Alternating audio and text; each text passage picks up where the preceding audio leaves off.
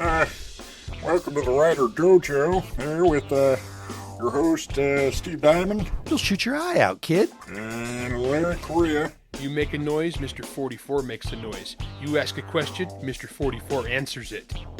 Today's episode, Quid Pro Quo. All right, everybody, welcome back to the Writer Dojo. Glad to have you back with us. Okay, in our last episode, we were talking about the ridiculousness of turning into knights and beating each other with swords, and how we all felt invincible. Brandon Sanderson invited us down to that clinic, we'll call it, and it was generous of him. It was nice, but it was in exchange for a lesson of a different sort. Larry's Gun Clinic. That's right. Okay, so at the time of recording this, this was 2 days ago. Yeah, we just did this. So you guys know I am a bit of a gun nut. Huh. We've had a couple episodes on the show about Tales from the Gun Range. Yep, Tales from the Gun Range. And those are actually interesting episodes because that's kind of a sports psychology / writing psychology episode. This was more about getting writers familiar with the kind of stuff they're writing. Research related. And so Brandon wanted to, I won't get too specific because it's his project, but he's got a future project that he's really interested in that's going to require some gunplay. Mm-hmm. And Brandon cares. He cares about his readers, and he cares about trying to get stuff right. And not just that, getting stuff, the feel of it right as he writes it. Yeah, I one of the very first, my dad was a cop, but I never really grew up shooting. But there was right after I sold my first short story, and then you and I were about to write my second sale together. I remember I said, "Hey, Dad, I need to go to a shooting range. I need to see what this smells like. I need to hear what it sounds like, So he took me out, and that's where we shot, and that's important. Yeah, and that's what Brandon wanted and needed. Yeah, and he wanted some specific guns from different eras. Mm-hmm. And very, very specific. Like cool guns from that era. Well, they figured, okay, who do I know that knows this stuff really good and who can teach me and have access to this stuff? And it's like, well, I bet Larry does. And so sure enough, I had a couple friends. Does Larry have any guns? Well, yes. Well, yeah.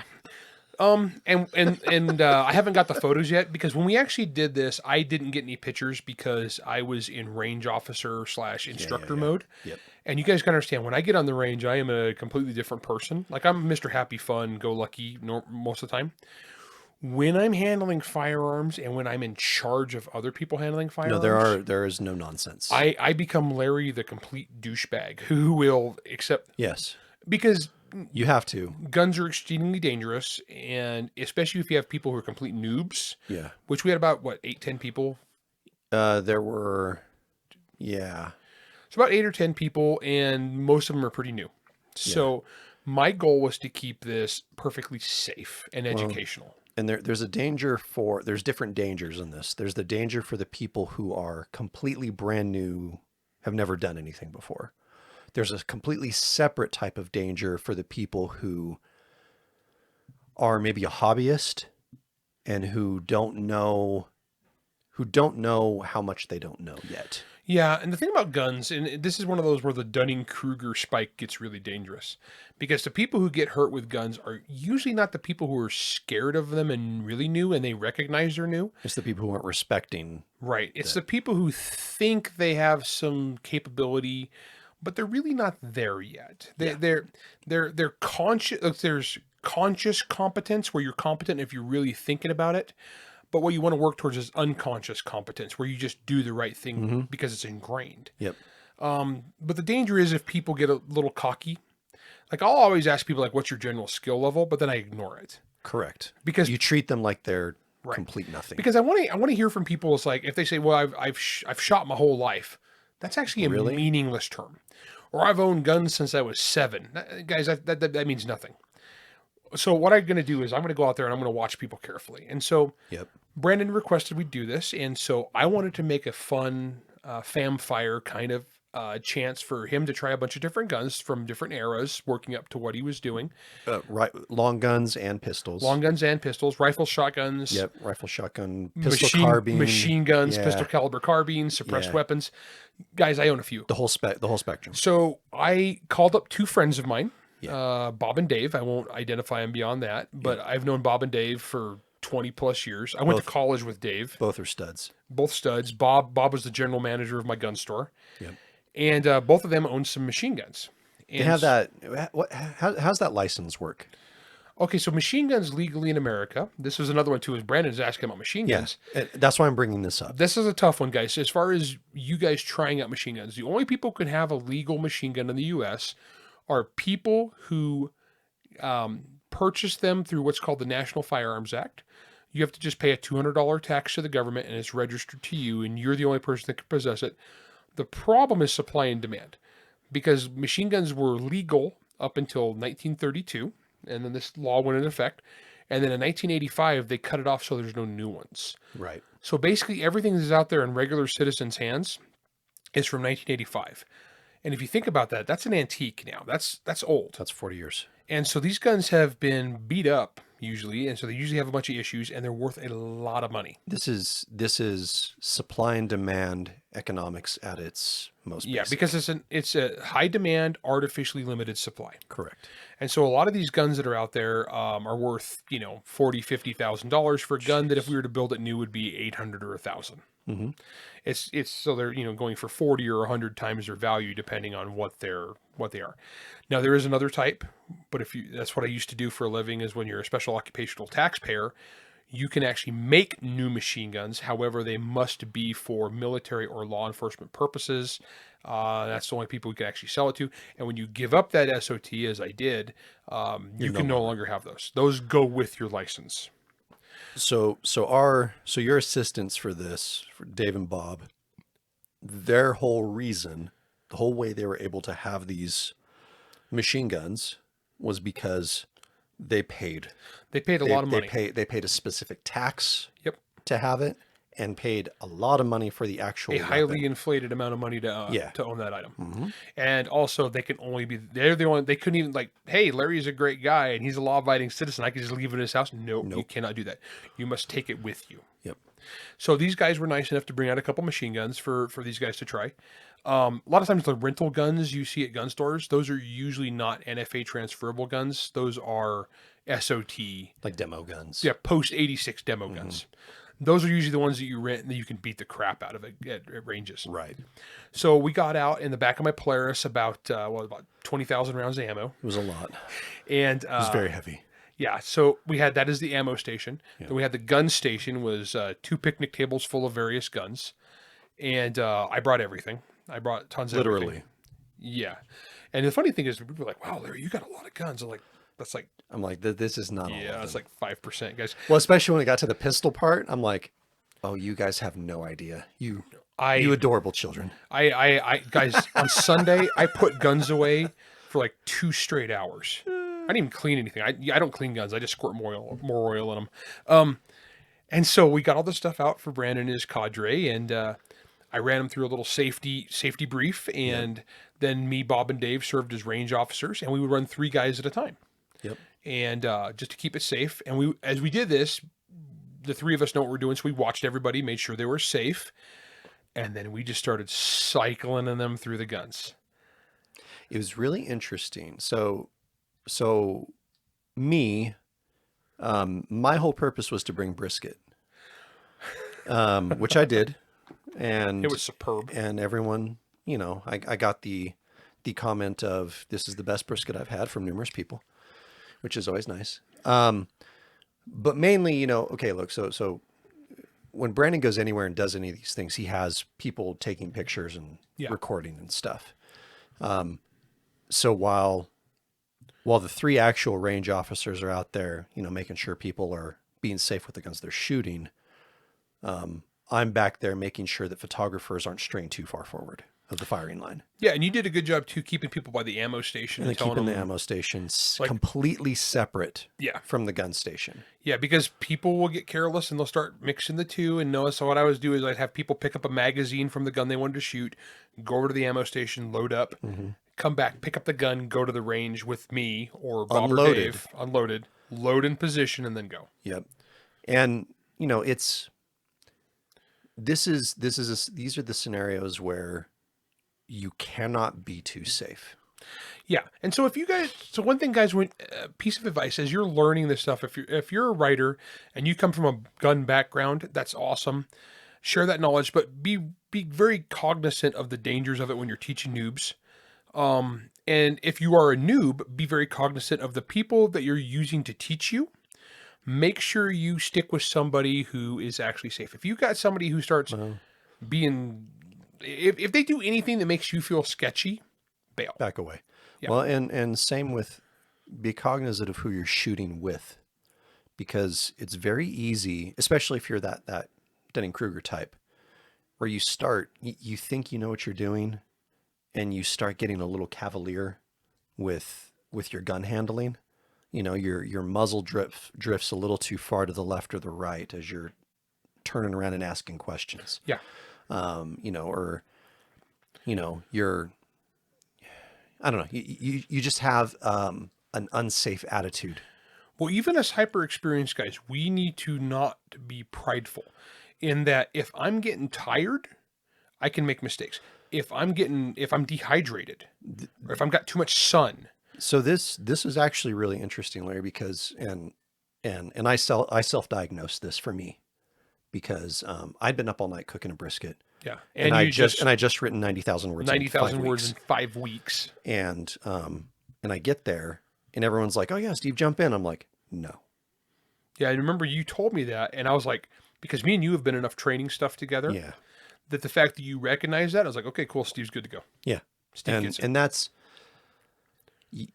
you have to be really, really honest with yourselves in this sort of scenario, guys. And if somebody is like playing fast and loose with that, guys, get out of there. Because you want to learn, if you're writing action stuff and you want to be able to write gun stuff, you want to get this kind of training. But be cognizant there's a lot of people who are like, I've been around guns my whole life. Yeah, I'll teach you about guns. Maybe. You know, there's certain jokes on the internet that us actual gun people will see all the time. I qualified expert in the military. Okay. Guys, if you know anything I have military grade hardware. Yeah, my guns are all better than that. Yeah. But if you have somebody who's like been shooting their whole life as their qualification, or I qualified expert. Guys, qualifying expert in the military is equivalent to passing your driver's license test to drive a car. Yeah. It doesn't make you a NASCAR driver. Actually, it's not hard. It's not hard. And there's a lot depending on which test you took and how you took it. There's like, it doesn't mean jack. It really doesn't. So be careful when you are seeking out knowledge from gun people that they're actually knowledgeable people. Well, and I think there's also a lesson here when you're trying to write competence with your characters. That isn't just he pulls a trigger right. Sometimes there's the psychological component of competence too, which is I know when I'm at my limit, and I know me personally, I know just enough to know when I shouldn't be doing something. Yeah, I've had range days where I've just been so exhausted that I had to call myself out. Yeah, you know, and you know, I learned this because you know some of the classes that you and I took together where I was in a bad spot, like a bad spot. Yeah. And you know, I've talked about that on some of those previous things, but the previous episodes of Lessons from the Gun Range. But it's important. But we say all this because all of that, a lot of people don't know that. Yeah. You know, and there's, so right now we're talking about like the safety and like the actual, how to like seek this stuff out and find quality instructors. We talked about that on the show before about finding quality instructors.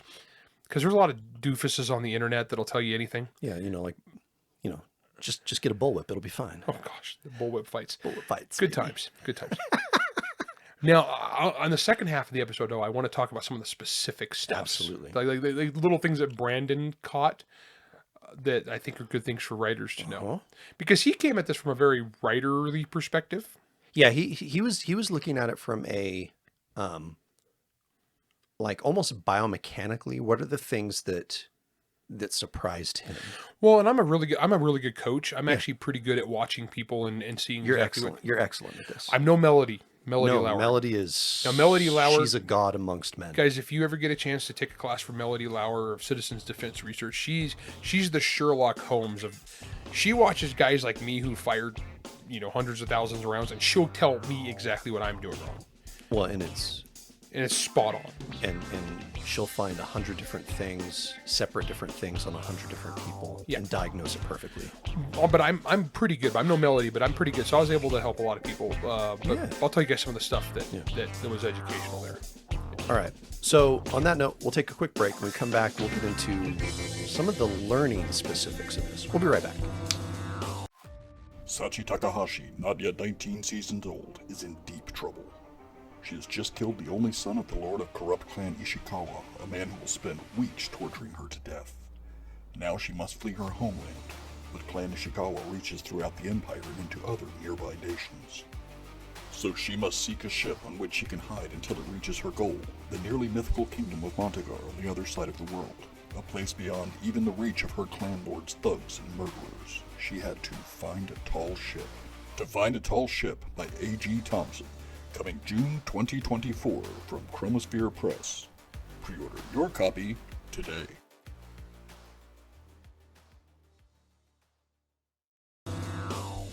All right, everybody, welcome back. Okay, so as we were talking about, there are so many safety things, and the reason why I feel like we keep harping on it is because if you are going to seek out knowledge in this regard, seek out safe knowledge. This isn't like, I need to understand how to cook a steak better. I can learn that from a YouTube video. Yeah, it's kind of like the stakes are substantially elevated when you're seeking out knowledge of this type, of this caliber. Oh, gosh. Well, because we did the sword fighting thing, we had a bunch of people who really knew what they're doing, and we still had somebody get injured. Yeah. Yeah.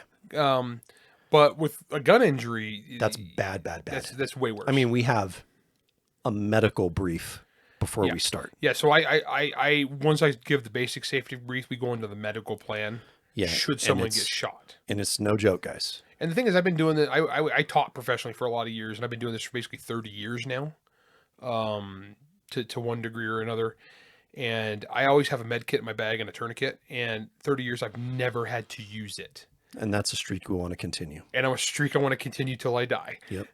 So not from a gunshot. Not from a gunshot wound, hopefully. So let's talk about some of the stuff that I noticed that like Brandon was learning as we're running him through this stuff. So because Brandon mainly stuck with you. Yeah. Well, because part of it too is I was probably the most experienced instructor. Yes. I mean, Bob and Dave are great, but I've got the most time as far as teaching people. And also diagnostic coach, plus most of the guns were mine. So you had a very intimate familiarity with them. Yeah, and also too, I was coming at it a lot from not just an instructor, but also from a writer perspective. And so the little stuff I was trying to teach him. So we started him out with going from the evolution of these guns. Yep.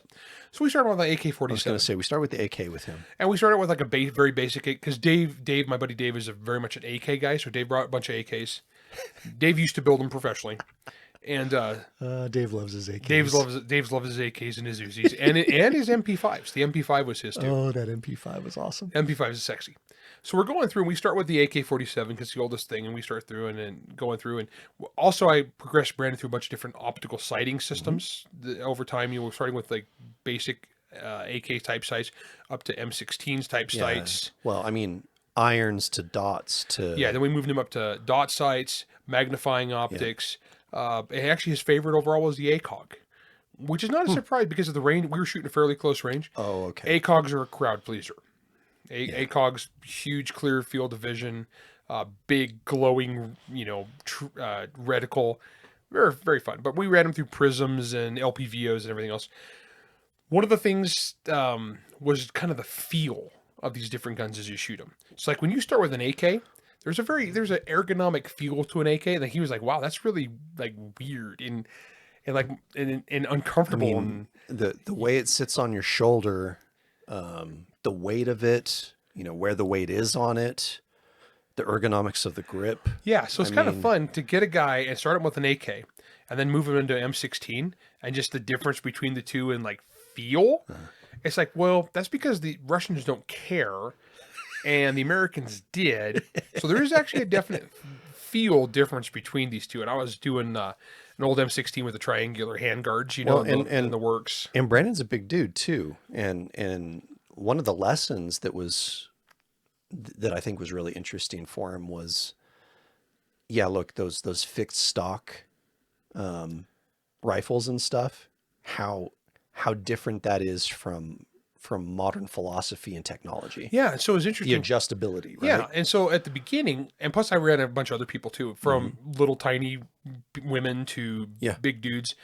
And the difference in ergonomics between the modern guns with adjustable stocks versus the old fixed stock guns, huge. Oh, yeah. Huge difference. And so running these guys through this stuff. And the other one that I thought was interesting is a thing that an experienced gun nut takes for granted. And that's what's called sight offset. And this is something for you guys writing. Now, sight offset, the mechanical offset is the distance between your sights and the muzzle of the gun. Now, you think about it, when you zero a rifle, you're zeroing that rifle usually for 100 or 200 yards. Yeah. That means that your point of aim and your point of impact intersect.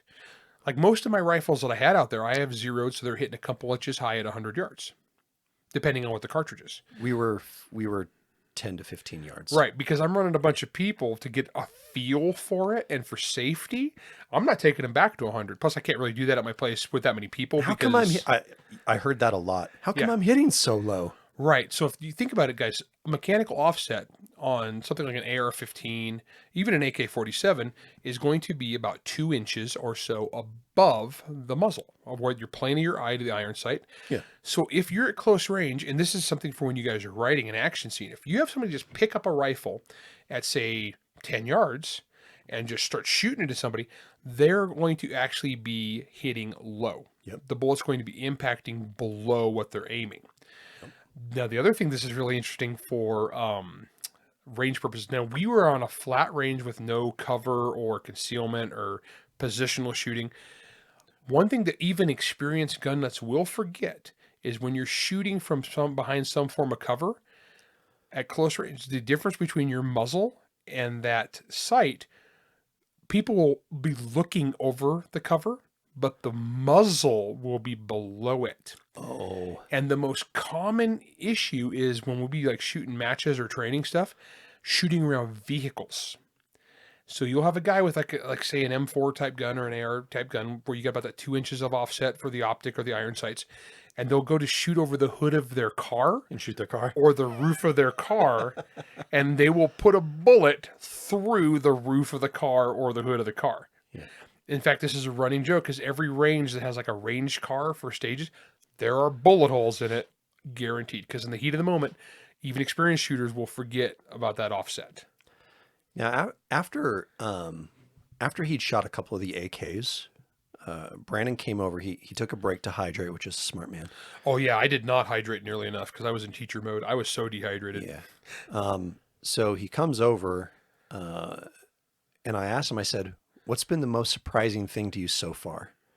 And he said, I was not expecting for my support arm. He's right-handed, so his left arm. It's like I was not expecting how tiring it was to keep a rifle up. Yeah. Like from a standing position. Yeah, he didn't tell me that, but yeah, that is actually a thing. Oh, I knew as soon as he said that, I'm like, because you had shoulder. I'm like, surgery. I had shoulder surgeries. I know exactly what you're talking about. Oh yeah. It is a very specific group of muscles as far as keeping and it's funny too, I actually brought a bunch of different weight guns and also some short barreled rifles and shotguns. Mm-hmm. And the difference between that and a long gun is considerable as you're putting that weight out there. Yeah, your triceps and your rotator cuffs get tons of work. Which is actually interesting because I ruined my rotator cuff in my left arm because of that bike wreck. Yep. When I was young. which is funny because then I was a competition shooter, and I'm still primarily a vertical foregrip guy instead of an AFG or extended arm thing, which is like the more like the That's hotness harder. now. That's harder though. Right. This is like For a functional rotator cuff, it is. I mean, or for a functional rotator cuff, it's fine. Larry and I are like holding our hand. You can't see. You can't see what we're doing. There is the difference between holding a plate out to someone versus, I don't know, like putting your hand out like you're going to punch someone. Yeah. So let's put it this way. So if I have a gun it's a gun that I just carry around a little bit and I shoot a little bit, I will go ahead and run my hand out all the way to the end of the forearm, like a serving extended. plate. But if it's a gun that I'm going to shoot a ton, like in a class Grip. I do a vertical foregrip, and the reason being is because I destroyed my rotator cuff. Yep. So it's actually funny because so one of those is take into account the physical limitations of your characters when you write this stuff, dude. So even Mr. like Super Gun Nut, I do one particular thing to compensate for a physical injury. I do the exact same thing with how I carry my pistol now. Oh, because the way you jacked your shoulder. Yeah, I can't reach to like 4 or 5 o'clock. Yeah, so Steve can't outside the waist, or he can't OWB or strong side hip anymore. He's appendix. I have to go appendix. And I went appendix just because my draw's faster. Well, there's that too. Yeah. Now, what was interesting, Ethan. Yeah, Scar, the experienced guy who we crippled his leg we last thought we time. murdered. So he was there. He's already had surgery, and he was there on his crutches, and he did the intelligent thing, which was when it was safe, he walked up and was trying to figure out how he could safely draw his pistol with crutches. Yep. And he found very quickly that hip drawing was a no-fly zone, man. Yeah. So I looked at him. I said, dude, I had to switch to appendix. Why don't you switch to appendix and see how that changes things? So he did. And he goes, oh, dude, this is way better. Like, especially given your specific limitation right now. Sometimes you got this stuff matters. Well, there was like when I blew up my elbow, I shot left-handed for 6 months. Oh, I remember that. Which I'm actually a way better left-handed shooter now because of that. But yeah. I had 6 months I could not shoot right-handed because I just jacked my elbow so bad. Well, and I'm having to relearn everything because my shoulders didn't work for a while. Yeah. And I carried a CZP-10 during that because I had a left-handed holster for it on hand. Oh. Now, we moved, after we did like AKs, we moved Brandon up into the M16 family and the various ARs, M4s, and little ergonomic better. And then we started moving into some like pistol caliber carbine stuff, like CZ Evos, Uzi, full auto Uzi, MP5. And then shotguns after that. Oh, yeah. And then we also moved into shotguns and gave him a chance to, and I have a Genesis 12, which is the John Wick 4 gun. Everyone was pretty jazzed about that. Dude, and actually, to demonstrate for these guys, because these guys are shooting and they're having fun, but every now and then I would demo something just to show them what more capability was. So I did a 10-round mag dump through one of those, and the split times on this thing are it's crazy. And so we did that and got guys a chance to like feel like what's the difference between like a 12 gauge and a 5.56 in recoil. And then it was actually interesting. So when we stepped Brandon up to some AR-10s in 7.62, so much bigger than a 5.56 gun, just to kind of give them that feel. And that's another thing too, when you're writing, I'll see people talk about recoil. It's completely different per caliber, per gun, man. Yeah, and it's funny because I can always tell a non-shooter trying to write recoil versus a shooter trying to write recoil. I mean, for all intents and purposes, if you're shooting 2.23 or 5.56, it's not a big deal anymore. No, the gun bobbles around a little bit. That's about it. It's just kind of like sproings. That was another thing too, is the other sounds other than just the boom. Like we're shooting and Brandon's like, what is that noise? And what it was, he was at that point he was shooting one of my suppressed ARs. Oh yeah, He was getting the recoil buffer spring noise. Oh. AR-15s have a big recoil buffer spring that runs back into the stock. And when you shoot, it actually does kind of make a sproing noise. And depending on what type of stock you have is louder or quieter. Well, this was a suppressed gun that's actually fairly quiet. It's got a Huxworks suppressor on it. It's a pretty quiet gun. Yeah. 14.5 inch barrel. That's a nice gun. Yeah, it's a great gun. And it's one of my favorites. And I'm shooting this, or Brandon's shooting this thing. And he's like, what is that noise? On the other guns that were louder, he wasn't noticing the sproing, but on the suppressed gun, he was noticing the sproing. And so when you're writing, there's these little things, like little noises and little things guns do. The fact that dust covers pop open was a thing. Well, or, when they shot the old tech suppressed rifle. Yeah. Even the smell of the gas and the way it blew back into your face is a totally different thing. So that was one thing too, is we brought a bunch of suppressed guns out too. So these guys can get an idea of what suppressor or silencers sound like versus movie silencers. Like John Wick, were common in John Wick can be shooting suppressed pistols back and forth in a subway.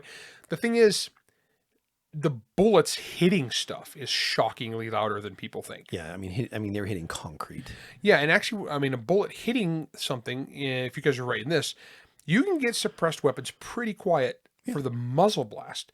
If the bullet's still subsonic, it's going to make a noise that goes chuff. It's got a kind of a chuff sound.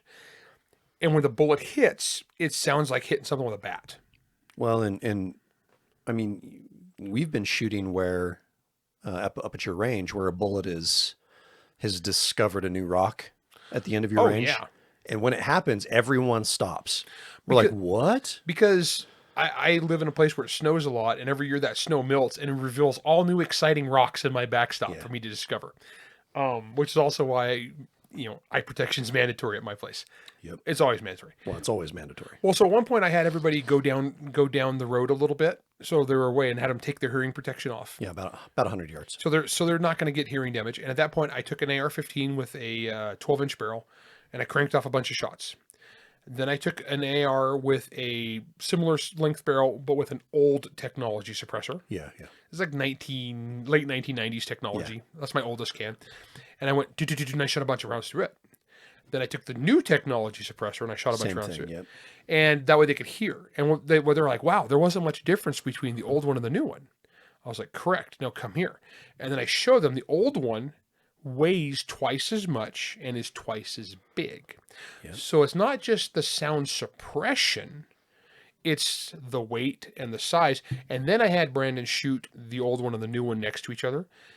And suppressors, guys, one of the things people don't understand about suppressors, it's not just that expanding gas that would normally be going out the front is getting blown back in your face because it's come back through the action of the gun.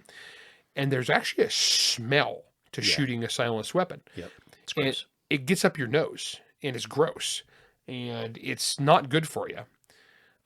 Like for regular people, the amount of exposure you're getting is so negligible, it's not going to cause any health problems. But if you are a like special forces dude who's firing thousands of rounds a week in training, it's carcinogenic, right?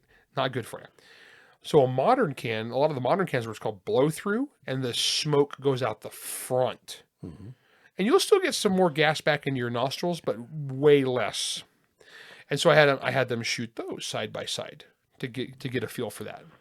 Well, and then after that, it was really interesting to watch everybody's reactions. I mean, Brandon was the writer, and it was obvious, right? Because he was asking very different sorts of technical questions, versus the other people who were like, "I want to shoot that cool thing today." Yeah, what's a cool thing?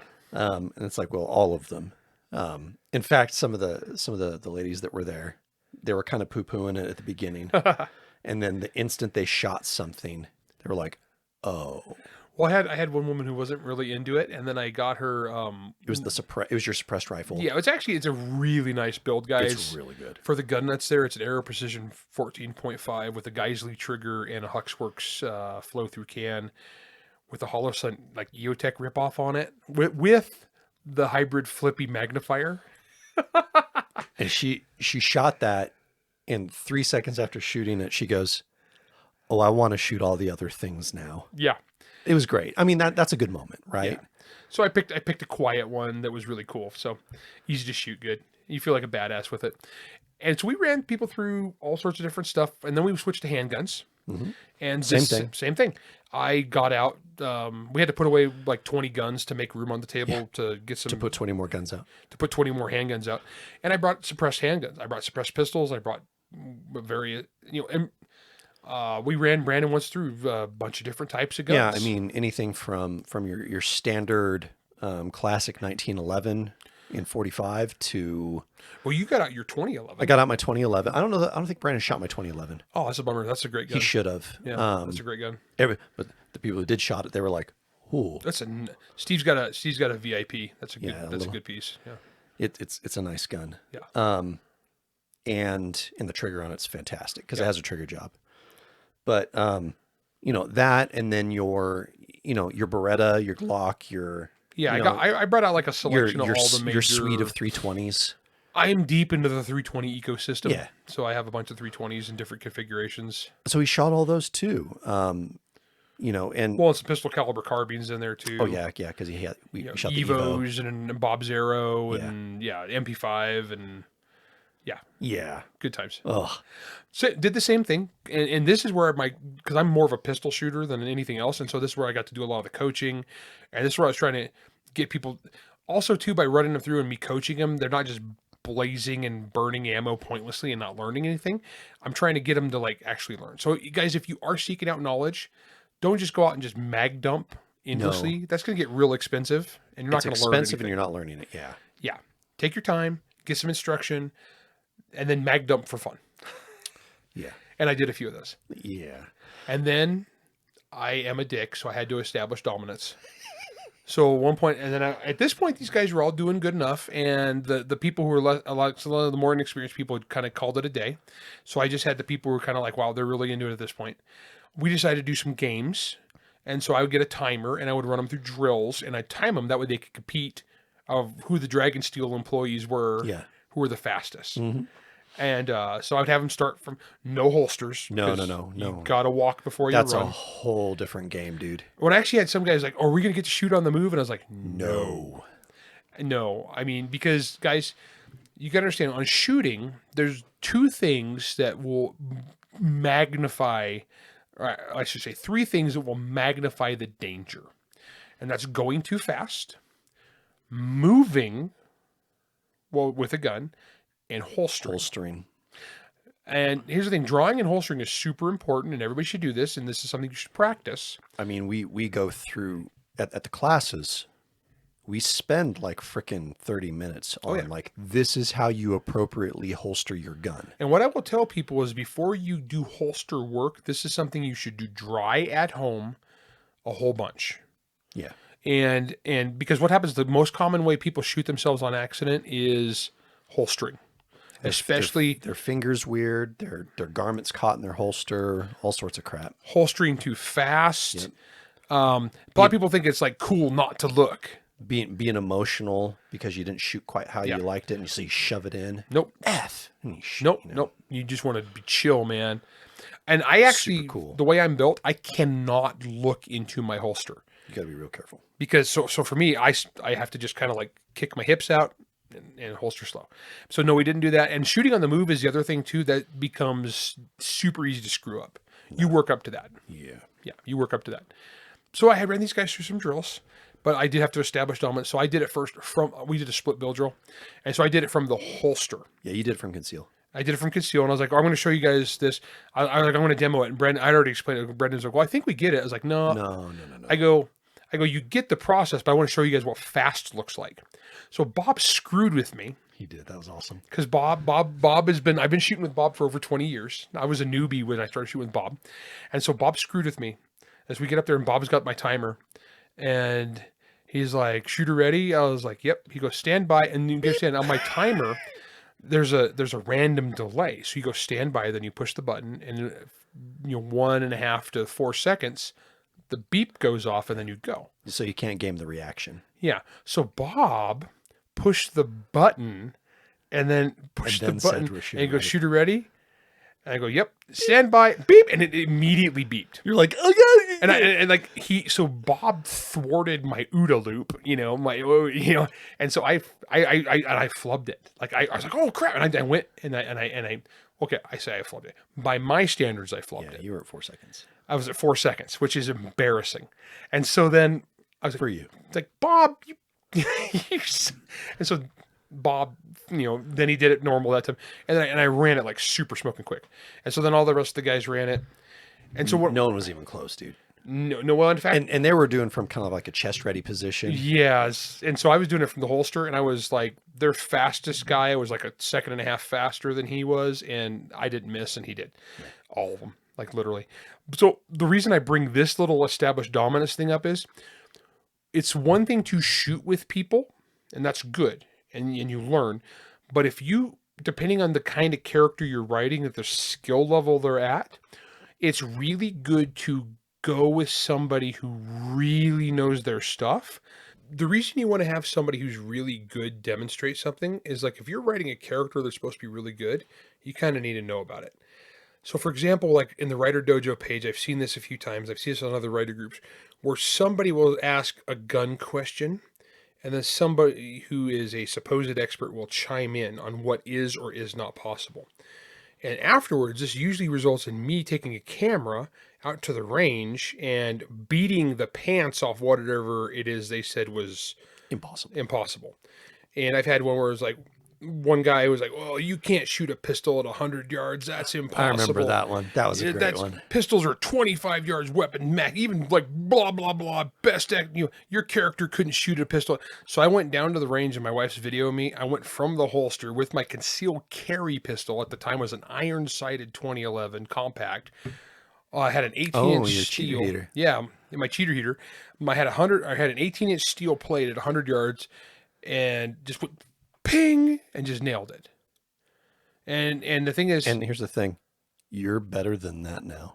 I'm a lot better than that now. That was about 5 years ago. I think it's more. I've done that. Oh, probably. It was when I first bought Yard Moose Mountain. So it was like 7 years. Yeah. Yeah, we were old. Yeah. And so I smoked this.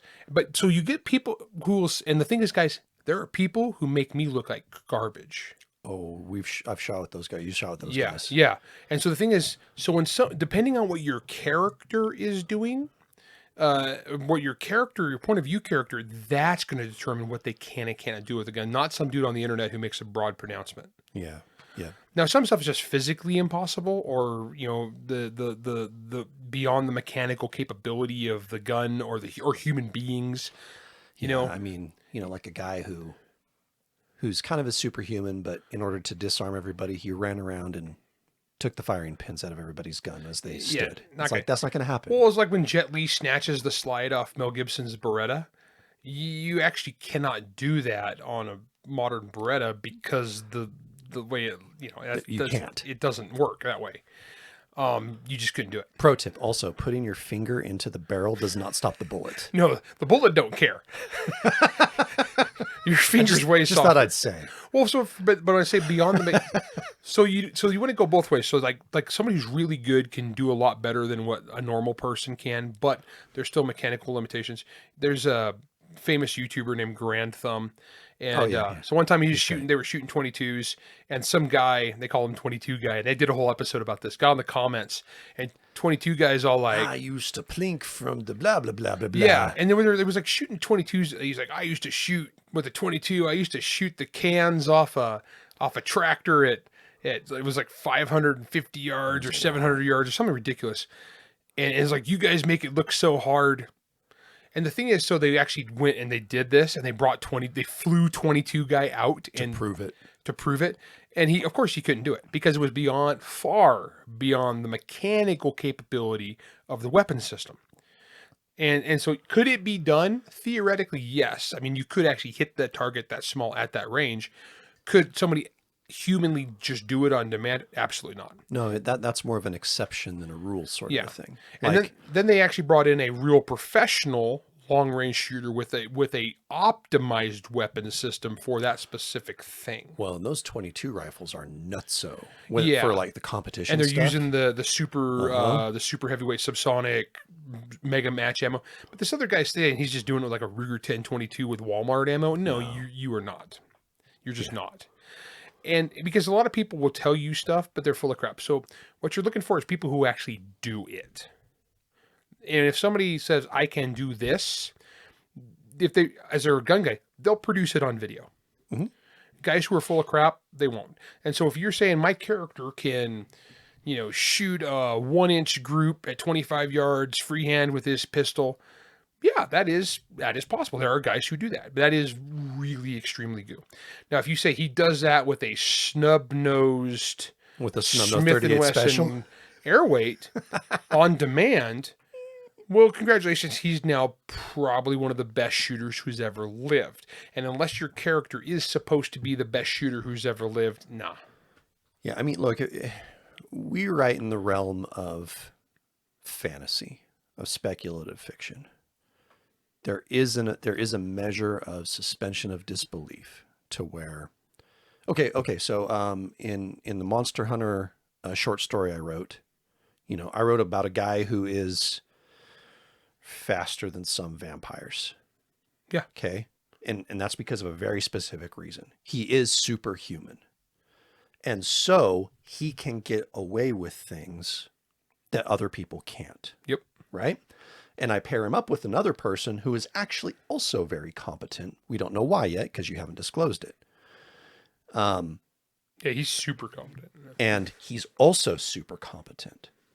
But like, there are levels to this. Yeah, he's not Fidelity fast. No, he's not Fidelity fast. Gutierrez is. Gutierrez is a freaking rad He's a dude. badass, but yeah. But he ain't Fidelity fast because Fidelity is Not human. not human anymore. And yeah, this is on the brain because that's the next story I'm writing. Right. Is the short story.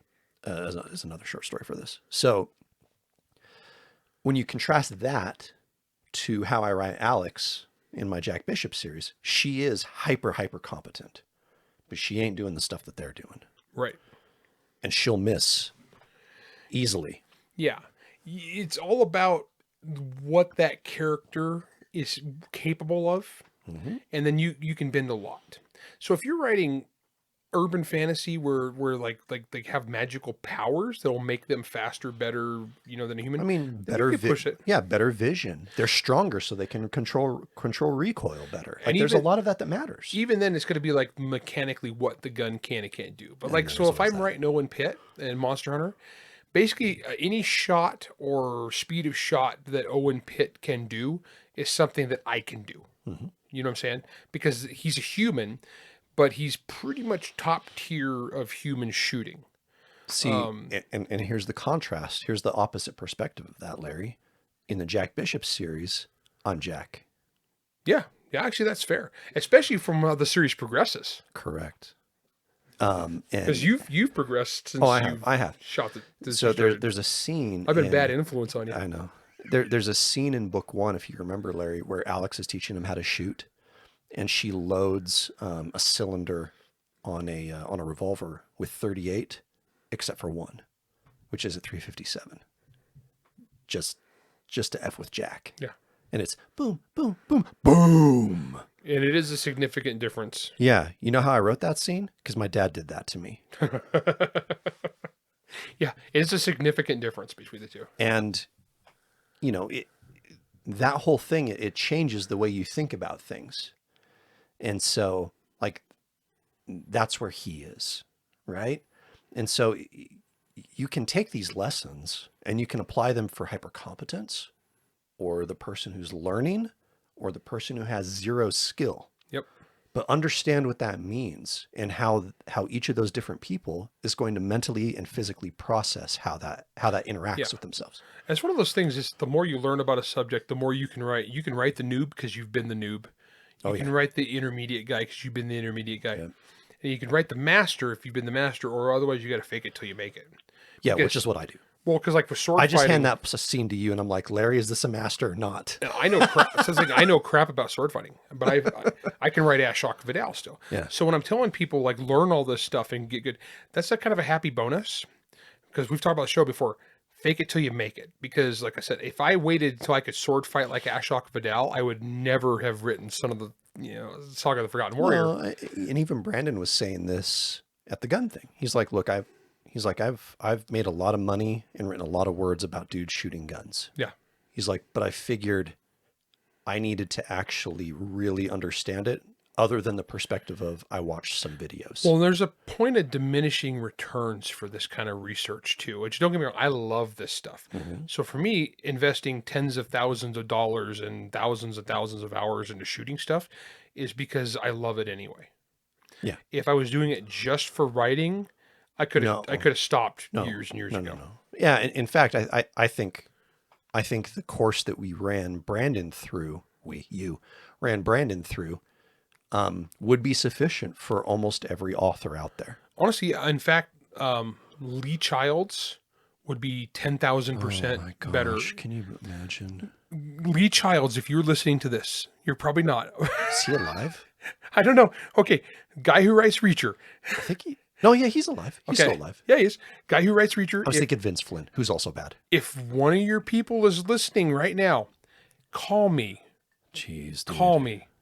I mean, Reacher's cool, but so your gun stuff is garbage. It's awful, man. It's awful. Call me. I will help you out. Just come to Utah. Yeah. We'll hook you up. Yeah, we'll show you the basics, brother. Yeah. I mean, come on, man. Yeah, come out to Utah. We'll help you. Oh, man. I would have done that for Brian Lumley, too. He was pretty bad. I do actually. I mean, I do help a lot of writers, and I'm not making that offer to everybody, but because that'd be logistically impossible. No. But yeah, I've helped a lot of writers over the years that way. And when we do the classes, most of the people, when I do the basic class, are writers. Yep. Just to help them out. And, well, I mean, I'm a big fan of that. That's me. Well, I did that with John Brown. I did that with Dave Butler. Yeah. And basically they wound up shooting the class with my guns, my holsters, my magazines. Mm-hmm. And I just put them on and, and man, they both learned a ton. Yeah. And Brandon was in the same spot. And here's the other thing. There were a couple other guys in that class who were less experienced. And there were a couple in there who had some passing acquaintance with guns and stuff.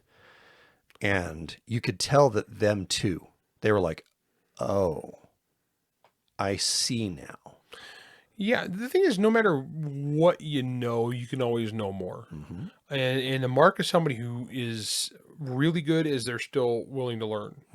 Because I'm really good, but I recognize there's a lot of stuff I don't know anything about. And I got to recognize the avenues. When it comes to writing precision long-range shooting, I ask for help because that's not my area.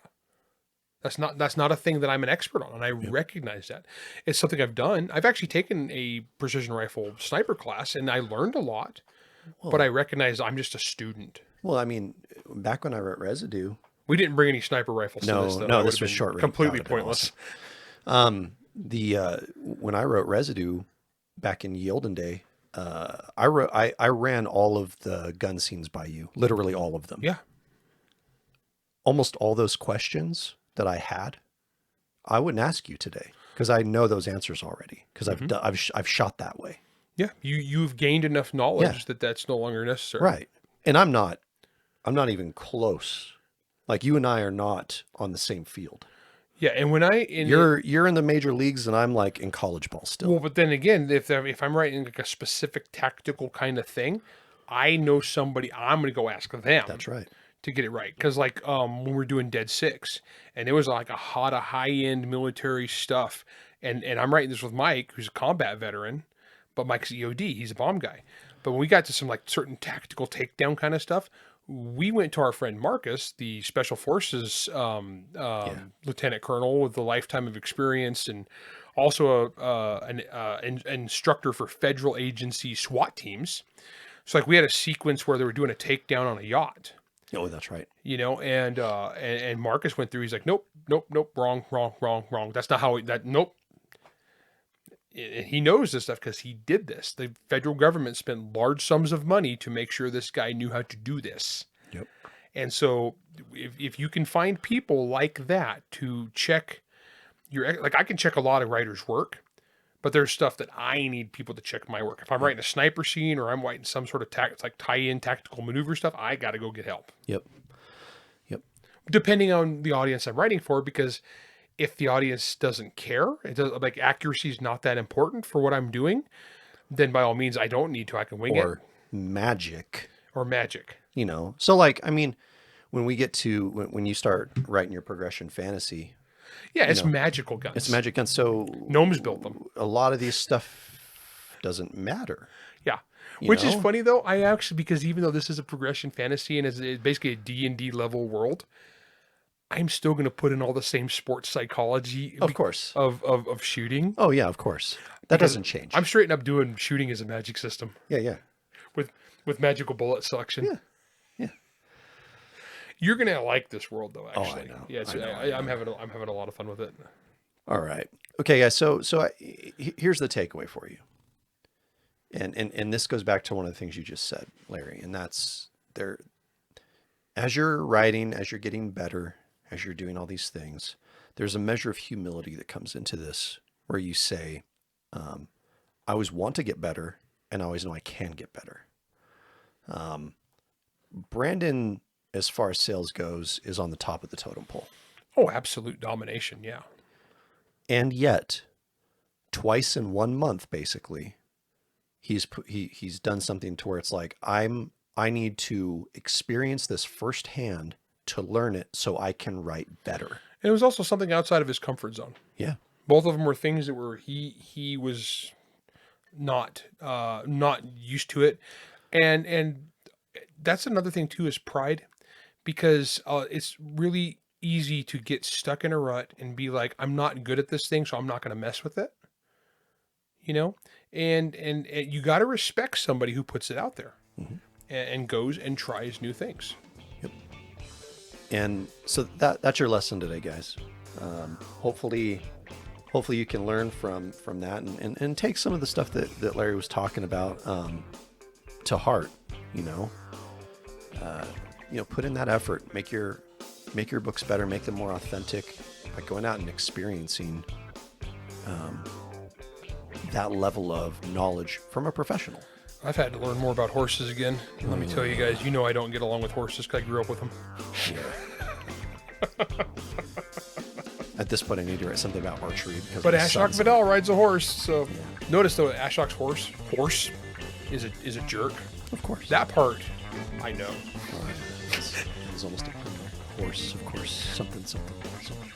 All right, guys, this is the Writer Dojo. Thanks so much for listening. We'll see you on the next one.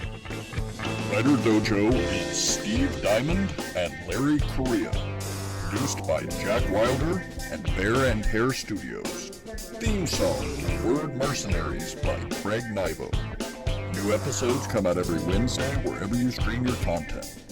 If you enjoyed this podcast, you can help support us by going to anchor.fm/WriterDojo, by leaving a 5-star rating and review, and by helping to spread the word. To advertise on the Writer Dojo, email ads@writerdojo.com. All questions and comments can be emailed to questions@writerdojo.com. I have military grade hardware.